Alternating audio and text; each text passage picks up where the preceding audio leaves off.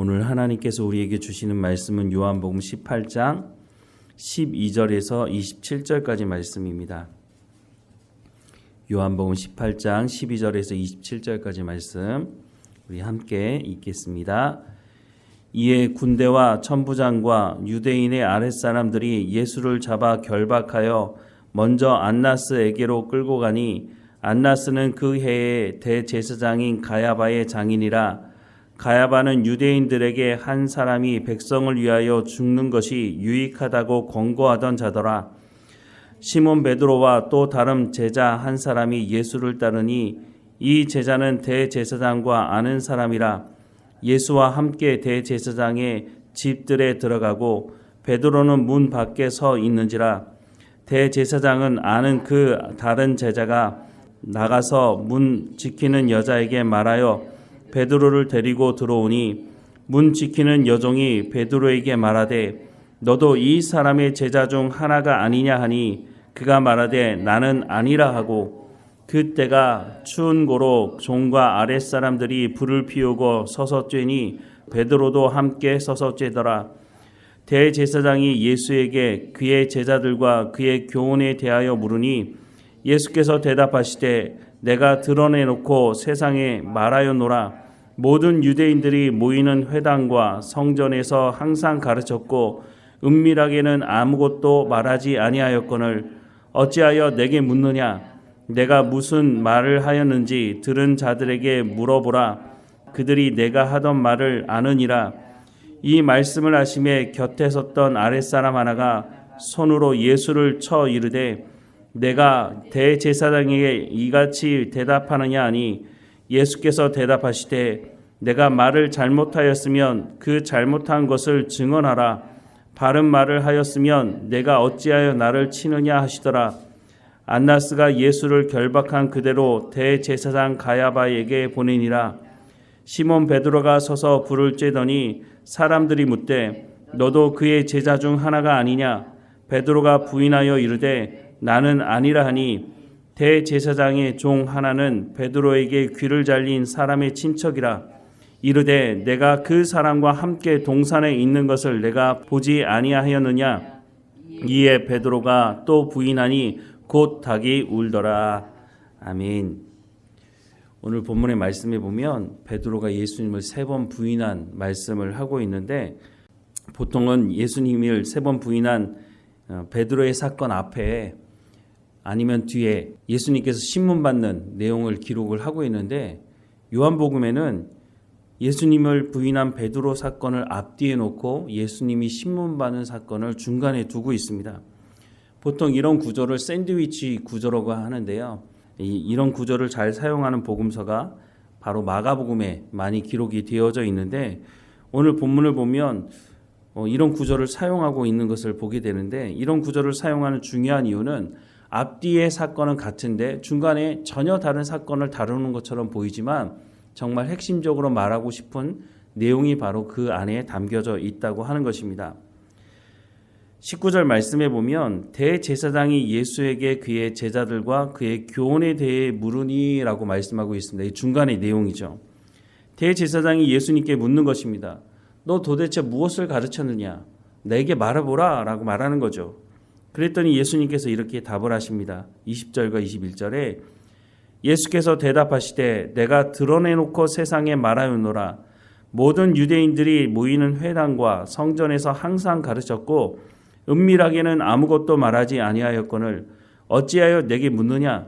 내가 무슨 말을 하였는지 들은 자들에게 물어보라.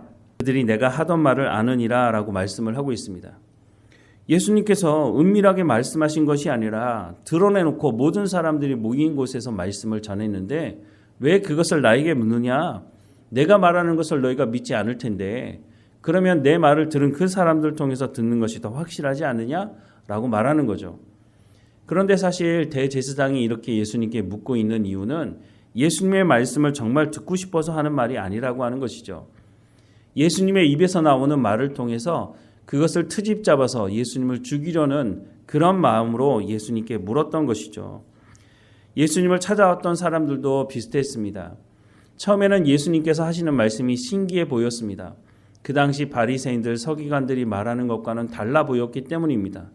달라 보였던 이유는 예수님께서 하시는 말씀은 원래 하나님께서 말씀하셨던 그 말씀의 의미가 무엇인지를 예수님께서 말씀하셨는데, 당시 종교 지도자들은 하나님의 말씀을 왜곡시켜서 전했을 뿐만 아니라 장로의 유전이라고 하는 것을 만들어 놓고 그것을 지키는 것이 바로 하나님의 말씀을 지키는 것이다 라고 사람들을 속였기 때문입니다.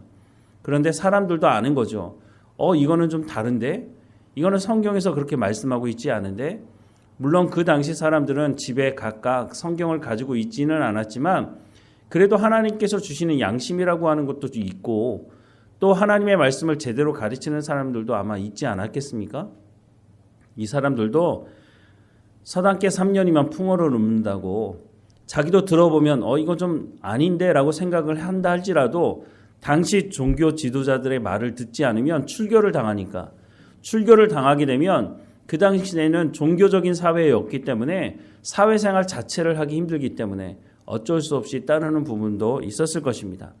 그런데 예수님께서 나타나셔서 하나님의 말씀의 원래 뜻이 이런 것이다 라고 말을 하니 속이 뻥 뚫린 것 같았겠죠. 바로 이런 상황 가운데서 처음에는 예수님의 말씀을 들으러 왔을 것입니다. 그런데 어느 순간부터 이 사람들의 마음이 변화되기 시작했는데 그 변화가 좋은 변화가 아니라 나쁜 쪽으로 변화가 된 것인데 예수님을 왕 삼기 원했다고 하는 것입니다. 그때부터는 예수님께서 무슨 말씀을 하시든지 그 말씀이 귀에 들어오지 않았다는 거죠. 그 사건이 바로 오병이어의 표적, 이 사건이었다고 하는 것입니다. 오병이어의 표적을 통해서 엄청나게 많은 사람, 장정만 5,000명의 사람들이 먹고 이 일을 경험하고 난 이후에 이 사람들이 저 사람을 왕 세우면 우리의 먹는 문제는 해결할 수 있는 거 아니야? 그런 마음 때문에 예수님을 쫓아와서 왕 삼으려고 했죠. 그럴 때 예수님께서 이렇게 말씀하셨죠. 요한복음 6장 26절부터 30절 말씀해 보면 예수께서 대답하여 이르시되 내가 진실로 진실로 너희에게 이르노니 너희가 나를 찾는 것은 표적을 본 까닭이 아니요. 그러니까 표적을 통해서 하나님의 말씀을 들으려고 오는 것이 아니라는 거죠. 떡을 먹고 배부른 까닭이로다. 썩을 양식을 위하여 일하지 말고 영생하도록 있는 양식을 위하여 하라. 이 양식은 인자가 너희에게 주리니 인자는 하나님 아버지께서 인치신 자니라. 그들이 묻되 우리가 어떻게 하여야 하나님의 일을 하오리이까?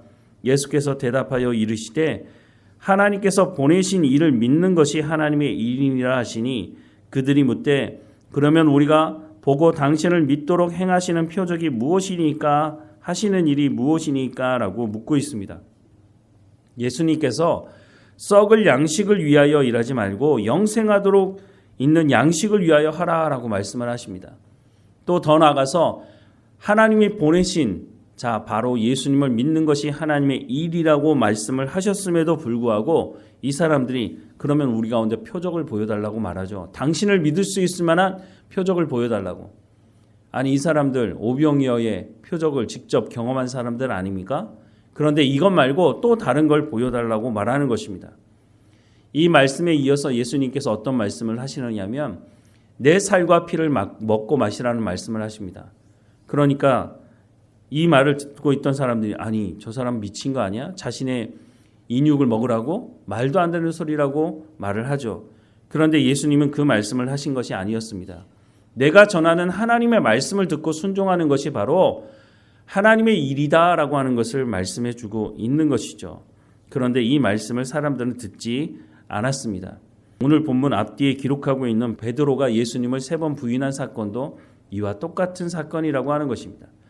대제사장이 예수님의 말씀을 듣고 싶어서 묻는 것이 아니었던 것처럼 베드로도 예수님을 3년을 쫓아다니긴 했지만 물론 처음에는 예수님 만났을 때 베드로가 나는 죄인이라고 나를 떠나가라고 그렇게 고백하기는 했지만 베드로도 어느 순간부터 저렇게 많은 사람들이 예수님을 왕 삼으려고 한다면 정말 예수님 왕이 되는 것 아니야? 그러면 내가 예수님이 왕이 되면 내가 첫 번째가 돼야지.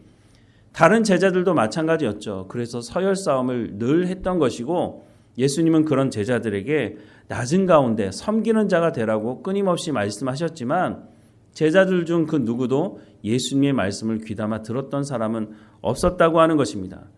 대제사장도 베드로도 똑같은 모습을 보여주고 있다고 하는 것입니다. 우리가 예수 믿는다고 하는 것은 바로 하나님의 말씀을 들으려고 하나님께 나간다고 하는 것과 같은 것을 의미하는 것입니다. 우리가 하나님의 말씀을 듣고 순종하지 않으면서 나는 예수 믿는 사람이라고 말한다고 한다면 세상 사람들이 손가락질하는 조롱거리가 되고 말겠죠. 다시 한번 20절과 21절 말씀해 보면 예수께서 대답하시되 내가 드러내놓고 세상에 말하였다라고 말씀합니다. 숨기지 않았다는 겁니다. 제자들에게만 비밀스러운 것을 말한 것이 아니라 제자들에게 말씀하신 그 말씀을 세상 사람들에게도 다 말씀해 주었다고 하는 것입니다. 그런데 그 누구도 예수님께서 전하시는 그 하나님의 말씀을 듣지 않았다고 하는 것을 말씀해 주고 있는 것입니다. 예수님께서 우리 가운데도 말씀하십니다. 하나님의 말씀을 듣고 순종하는 삶을 살아가야 한다고. 이것이 바로 교회의 본질이기도 하다는 것을 말씀해 주고 있는 것이죠. 그런 면에서 본다면 오늘 한국 교회는 교회다운 교회의 모습을 보여주고 있는 것인가 하는 생각을 해보게 됩니다. 교회가 지역사회를 섬겨야 된다고 말합니다. 틀린 말이 아닙니다.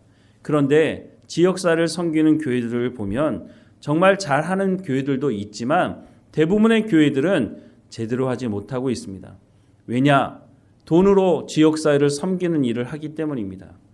얼마 전에 신문에 보니까 미국의 장로교회가 전 세계의 선교사들을 파송하는 이 일을 했는데 이제 재정적인 문제 때문에 선교사들을 파송하는 것을 50%로 줄인다라고 하는 결정을 했다고 합니다.